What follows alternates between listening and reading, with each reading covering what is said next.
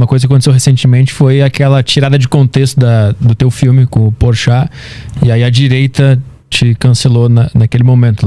Eu quero puxar esse assunto porque normalmente a gente acha que é só a esquerda que cancela, né? E você teve uma experiência bem forte com a direita também, de Sim. cancelamento, né? Sim. Como é que foi? Porque você apoiou o Bolsonaro antes dele ser eleito, né? Naquela época. Mais ou menos. Mais ou menos. Mas você achava que na direita existia... Eu apoiei uma mudança. Você não vai encontrar eu falando, tem que ser o Bolsonaro, eu vote Bolsonaro, eu sou bolsonarista. Eu apoiei uma mudança, de fato. Uhum. Então, em nenhum momento tu achou que na direita tava alguma resposta legal pra nossa sociedade. E aí, quando essa galera assume, tu sofre a mesma coisa que sofreu com o PT, né? Isso te tirou o véu, assim, pra entender como é que o jogo funciona? Você ficou desapontado? Já esperava isso? Eu já esperava isso, mas não tão rápido. O que eu sempre entendi é que não tem jeito. Quando você tem um país, que a gente estava descrevendo aqui, que é a máquina estatal, as pessoas, por exemplo, a impressão que eu tive, não é que os bolsonaristas queriam a liberdade de expressão. Os bolsonaristas não brigavam, por exemplo. Uma das brigas que eu sempre tive com os petistas, os progressistas, foi esse cerceamento à liberdade de expressão. Em nenhum momento eu quis me envolver com política. Eu saí da minha casa para fazer comédia, fazer piada. E de repente eu vejo que tem uma série de militantes, políticos, jornalistas, dizendo que eu não posso fazer piadas. Então eu começo algumas pessoas no meio do caminho falaram, tudo bem, eu não faço mais. Outras continuaram fazendo. Eu fui do grupo dos que preferiu continuar fazendo. E foi escalonando, vamos dizer assim, a perseguição. Se antes era jornalista perguntando qual é o limite do humor, depois é manchete te atacando de alguma coisa que acaba com ista, depois já é o deputado que entra, depois já é a deputada que censura, depois é o senador, depois ligam lá onde você trabalha pra pedir tua cabeça, depois é tudo isso junto, depois a gente mandando te prender. Quando você não para, vai escalonando. Então eu cheguei num ponto que tava tão insuportável, cheguei num ponto que eu fui condenado à prisão e eu tive classe artística brasileira que se diz contra a censura dizendo que eu deveria ser preso. Eu entendi que eu precisava mudar, seja o que for. O que tava não dá pra continuar. E eu sempre acenei, eu nunca... Diferente de colegas meus, assim, de comédia, você vai ver a Dinê no palco do PSOL, Márcio Smelling no PSOL, Fábio Porchat lá, vote no Lula. Eu nunca falei vote no Bolsonaro. O que eu sempre acenei e me mostrei simpático era a uma mudança e uma alternativa àquilo que já estava instituído há 12 anos, que era o PT. Seja qual for. Eu sempre acenei para isso. Que acabou, no fim das contas, ficando no segundo turno Bolsonaro e Haddad, né? E eu sempre acenando uma alternativa.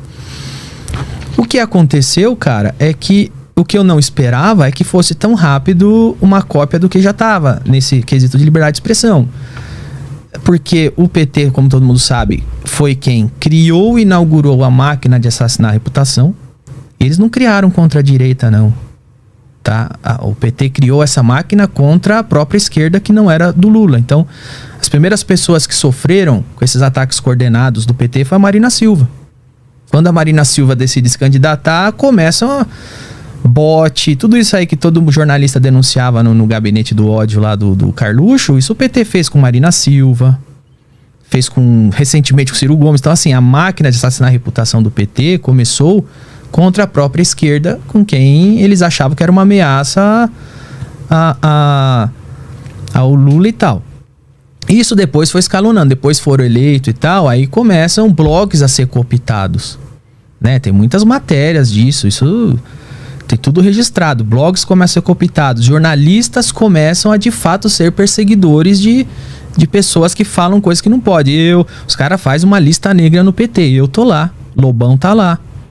Entendeu? Nenhuma manchete brasileira falou da lista negra do PT. Você tem a França falando que isso é um absurdo. Você tem matéria nos Estados Unidos, você tem matéria na Europa dizendo que isso é uma coisa autoritária. E no Brasil não tem uma matéria dando a seriedade que é uma lista negra do partido que está no poder. Então eu ansiei sim por uma mudança e por uma alternativa, porque eu era um dos caras que estava sendo perseguido por isso. Só que quando muda, eu achava que esses caras iam desmantelar. Só que eles pegaram a máquina para eles. E ainda deram 2.0. Então você vai lá que começa o gabinete do ódio. Mas e aí? Você vai falar o que a gente quer? Você vai divulgar o que a gente quer? Ou vai vir um monte de bot? E aí eu falo, eu não vou falar o que vocês querem, foda-se. E aí eu passo a ser alvo dos caras também. Entendeu? Eu falei, vou continuar sendo independente, vou continuar zoando o presidente, vou continuar fazendo o que eu tenho que fazer e vou continuar fazendo isso. E aí eu viro alvo dos caras. E aí eu passo a ser persona non grata também no meio bolsonarista por causa disso. E começa a ter também perseguição sistemática de bot, dos caras ficar procurando qualquer coisa pra pegar na esquina. Essa do filme aí que você citou, que começou esse assunto, foi isso. Os caras não tinham o que falar contra mim. De os caras ligar lá pedindo meu emprego. Aconteceu muitas vezes. E isso foi uma das coisas. Os caras não tinham o que falar contra mim. Vai fazer o quê? Pega um filme de 3 anos atrás e esmiuça. Ah, tira isso aqui que acho que dá. E lança lá, entendeu? Mas tu desconfia de qual foi o fato que fez os bolsonaristas começarem a te perseguir também? Foi uma piada? Foi só porque você não apoiou ele incondicionalmente? Aconteceu alguma coisa específica? Eu acho que foi foi não apoiar incondicionalmente. Quando o cara ganha, eles montam o gabinete e passa lá os jagunços. E agora? Eu falei, agora o quê? Então vai escalonando também a perseguição. Não foi um ponto específico. Não foi igual o governo. Vai escalonando. Vai escalonando. Os caras veem, esse aí não tá com a gente. Mata. E o que deu porque foi pro MP, né? Esse negócio do filme e não deu nada. O filme foi pro MP, o filme não deu nada. O filme foi pro MP, o ministro, você vai encontrar matérias, o ministro da Cultura do Bolsonaro pediu a censura, o ministro da Justiça do Bolsonaro pediu investigação, mandaram pro STF pra me prender por... Então assim, eu tenho pedido de prisão dos dois governos. É tudo a mesma merda, né? É muito louco.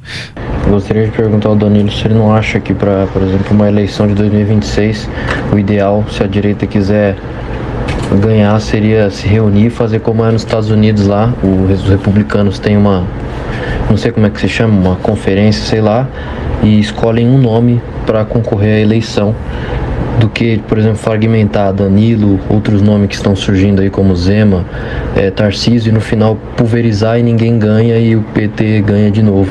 O que ele acha disso aí, se seria viável? Um abraço aí. Eu acho que isso aí é a melhor coisa que poderia acontecer. E se você perceber, não é só os republicanos que fazem isso, os democratas também. Sempre tem as prévias, onde os democratas, né, a esquerda americana decide quem vai ser o candidato e a direita americana, os republicanos decidem também. E se você parar pra ver, toda democracia, que assim, democracia é um regime horrível, mas é o menos ruim que existe. Não sei se existe um melhor, é o menos ruim. Mas toda democracia que é menos ruim que as outras, geralmente tem um regime bipartidário. Geralmente, você vai na Inglaterra, você tem de um lado a esquerda, do outro lado a direita, e eles estão lá unidos debatendo. Você vai nos Estados Unidos, você tem naturalmente o democrata à esquerda, o republicano à direita, e eles estão debatendo. E no Brasil, você vê que é um grande balcão de negócio, porque você não tem isso.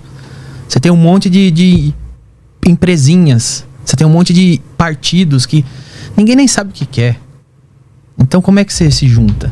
Mas eu concordo 1000%. Pô, seria uma coisa sensacional se... Não é só a direita, não. Eu acho que a esquerda deveria fazer isso. Eu acho que o Brasil vai amadurecer como democracia o dia que vou chamar de facções, porque eu não tô achando outra palavra. Os grupos. O dia que os grupos políticos se aglutinarem em dois lados. E as alas, né? Você vê, o republicano, você tem uma ala libertária, você tem uma ala mais conservadora de costume, você tem uma ala que eles chamam de Rhino, né? Que é menos conservadora de costume, mas todos ali estão aglutinados em um lado. Democrata, você tem os caras mais radical, você tem os caras mais liberal, que estão aglutinados, mas estão ali. Então, assim, será um sinal de amadurecimento democrático o dia que o Brasil conseguir aglutinar dois lados e começar a ter esse tipo de coisa, onde um lado vai decidir as prévias, quem vai ser o representante, e o outro lado. As democracias que eu mais admiro no mundo são assim. E você acha que se ganhar a eleição ou virar presidente, tem o que fazer em relação à liberdade de expressão? Tem. Com certeza, cara. Tem. Uma das coisas que eu mais queria fazer era a lei de imunidade cidadã. Porque o político, ele vem, fala o que quer e ele tem imunidade parlamentar. Aí eu mesmo sou prova. Você vai e critica uma deputada, ela vai lá e te manda a censura, ainda te condena à prisão. Então, e o político tá lá para servir o cidadão. Então, teria que ter uma lei... É que eu não gosto de lei. Na verdade, tem que tirar a lei. Acho que também as democracias que eu mais admiro são as que têm menos lei, porque as que têm são as que precisam ter e funcionam. Mas tinha que ter algum dispositivo onde garante a imunidade do cidadão ao criticar um político. O político pediu para estar lá. O político veio e pediu o teu voto, você deu o voto. Você tem o direito de criticar o quanto você quiser. E a relação de cidadão para cidadão? Porque na lei tem muita coisa subjetiva, né? De honra, de ofensa e tal. Esse tipo de coisa tem como mudar ou esse é o jogo? Aí como para mudar a Constituição e tal, aí você tem que mudar diante do jogo, né? Não dá para ir lá e fazer uma ditadura, mas eu acho que existe trabalho que dá para se fazer e dá para se criar emenda. Eu acho, por exemplo, injúria não tinha mais que existir. Eu acho que calúnia é um crime, realmente, porque é diferente. Eu vim aqui e falei, eu não gostei de tua camisa, você tá com uma cara de idiota. É sério que isso é crime? Agora eu vim aqui falar, o Petri assaltou um banco. Isso é diferente. Fala, peraí, você tá me imputando um crime, você tem que provar. Então, calúnia, você imputar crimes a outras pessoas, você imputar comportamentos, isso eu acho assim, tem que ter um dispositivo legal, de fato. Entendeu? Mas injúria, acabou o mundo, entendeu? Agora, é engraçado quando as coisas são bem definidas, né? Nos Estados Unidos, por exemplo, eu já vi uma vez eu tava com o Rogério Morgado, primeira vez que nós fomos pra Orlando, a gente foi no centro da cidade e tava um grupo pregando o evangelho lá, e depois apareceu um grupo de ateu, ou que tava contra quem tava pregando o evangelho. Tava de noite. O grupo de ateu lá encostou aqui, ó, no grupo de evangélico. E eles ficaram gritando e discutindo, mas ninguém encostou em ninguém. Cara. Ele chega aqui, ó. Ele chega aqui. UFC, pesagem do UFC. Mas ninguém encosta em ninguém, porque é muito claro. Você pode falar o que você quiser. Você não tem o direito de machucar alguém. Você não tem o direito de encostar em alguém que não permitiu que você encostasse. Então, culturalmente isso é muito claro. Aqui no Brasil é diferente. O cara vem te dar um tapa e você xingar ele, você vai ser processado. Aqui o cara pode encostar o quanto quiser, pegar tua carteira, passar a mão na tua bunda. Existe uma confusão que as pessoas acham que a Tá piscando, tá... Nossa. Que no canal do Clebão que tá assistindo a gente. A ofensa que tu recebe por fala é equivalente a um soco na cara. Eu já vi muita gente equiparando as duas coisas aqui no Brasil. O que é muito esquisito, né? Mas isso é fácil provar. A gente pode ir num tribunal com essa pessoa que acha isso, e eu xingo essa pessoa e depois eu dou um soco na cara dela e ela nos relata o que de fato doeu mais. É capaz dela falar que a palavra machucou mais. Depende, qual vai me dar mais dinheiro? Qual que é a pena maior aí? Como você ou o pessoal do MBL vê para as próximas eleições a forma de conquistar votos, conseguindo restabelecer o diálogo, tanto com o cara da direita que estava lá com o Bolsonaro, tanto com o eleitor do Lula, ou ex-eleitor do Lula, né? Porque pelas últimas eleições, com esse acirramento político cada vez maior, parece que não tem espaço para uma terceira via. Como vocês veem nesse caso? Boa. Eu acho que a melhor maneira de estabelecer o diálogo é você tá exatamente onde eu tô, que é fora de bolha. Eu acho que as pessoas hoje estão muito fechadas nas suas bolhas. Eu ando na rua, eu sei o que o taxista tá pensando, eu sei quais são os anseios das pessoas, e eu acho que quem tá muito preso em bolhas radicais, em bolhas extremistas assim, os caras ficam presos num mundo de narrativa que, por exemplo, eu acho que foi um dos motivos do Bolsonaro ter perdido. Por exemplo, no meio de uma pandemia, o que me parece, ele se perdeu na sua própria bolha. Ele achou que a bolha dele era o mundo real. E ele vai lá e faz discursos para o mundo real que as pessoas falam do que você tá falando, velho.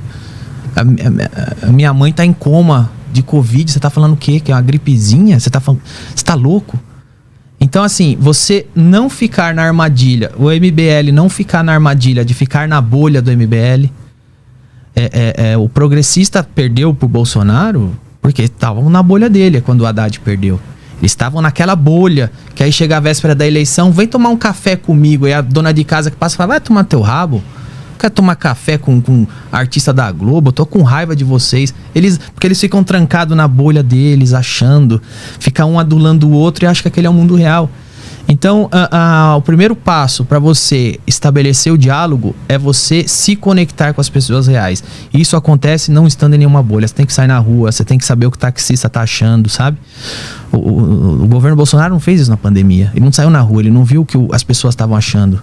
E já também vai dar merda. As pessoas não estão vendo o que estão achando do preço do leite, do preço das coisas. Então, eu acho que precisa dar alguns passos atrás, não chegou. As coisas foram sendo aparelhadas.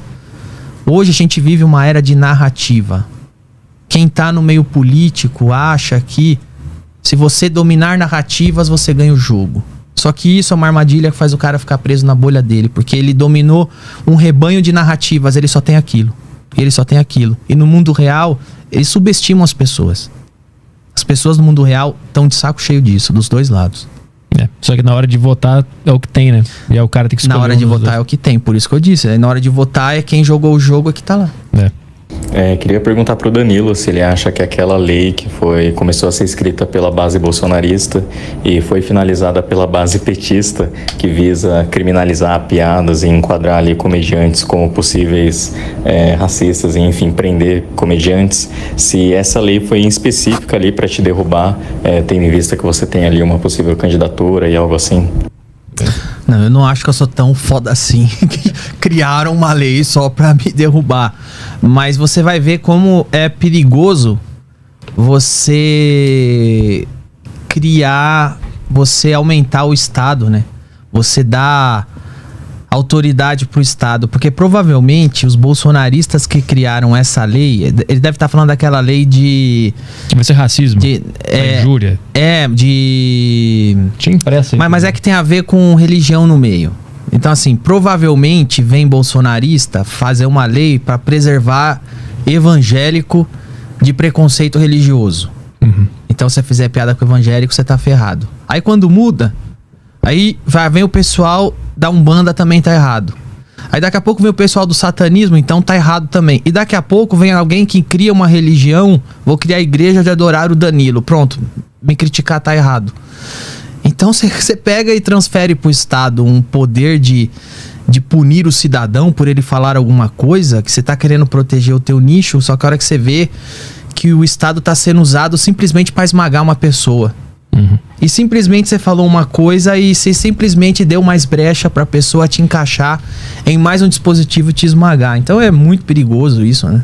Mas eu vi várias teorias de que essa lei tinha sido direcionada à tua figura por causa da eleição. Eu vi várias pessoas falando. Eu não sei qual lei é essa, mas será? Era da que agora, se você fizer uma piada que for considerada injúria racial, ela não será mais injúria racial, será racismo. Não vai ser mais pego como injúria. E aí tinha vários grupos, inclusive eu lembro que tinha impressa a lei aqui, eu acho que a gente já jogou fora, mas uma das coisas que dizia também é que se essa piada ou lembrei, se fosse para fazer graça, seria uma punição maior ainda do que só uma ofensa. Com o objetivo de divertir, aí vai ser uma punição maior. Então, por isso que tava pegando na comédia especificamente ali. Não sei se é por minha causa, mas com certeza é pra intimidar e regular uma categoria de livres pensadores e faladores, né? Manda mais. Tô com a lei aqui, impressa. É aquele artigo 20 dessa nova lei, tá aqui, ó. Na interpretação desta lei, o juiz deve considerar como discriminatória qualquer atitude ou tratamento dado à pessoa ou a grupos minoritários que cause constrangimento, humilhação, vergonha, medo ou exposição indevida. Várias coisas subjetivas, né? E que usualmente não se dispensaria a outros grupos em razão da cor, etnia, religião ou procedência. Então, tipo assim, acho que basicamente, se você não faria essa piada com um branco, você não pode fazer ela. Acho que é isso que tá dizendo essa lei aqui. E aí diz, não tá aqui que fala sobre que vai ser mais grave ainda se for usado em tom de piada e tal. Sendo que a piada é feita exatamente pra... É o contrário do É o contrário, né? né? Você tá fazendo pra dizer o contrário do que é o... Mas não tá, aqui só tá essa parte que fala dos grupos. Mas você vê o que é isso? Você lembra no início da nossa conversa que você tava me perguntando dos tribunais? Eu tava falando que o Brasil não tem o norte. Quando você senta num tribunal, vai da cabeça do juiz. Você viu essa lei? É completamente subjetiva. É mais uma lei que parece que não que se não existisse dava no mesmo. Porque no fim das contas, você senta lá, é tão subjetivo que vai da cabeça do juiz. Não tem uma coisa clara, né? Ele pode te mandar pra prisão agora, quanto pode te mandar pra casa e falar, vá com Deus, você não errou. E condenar a pessoa que te acusou e aí ela vai pagar o processo.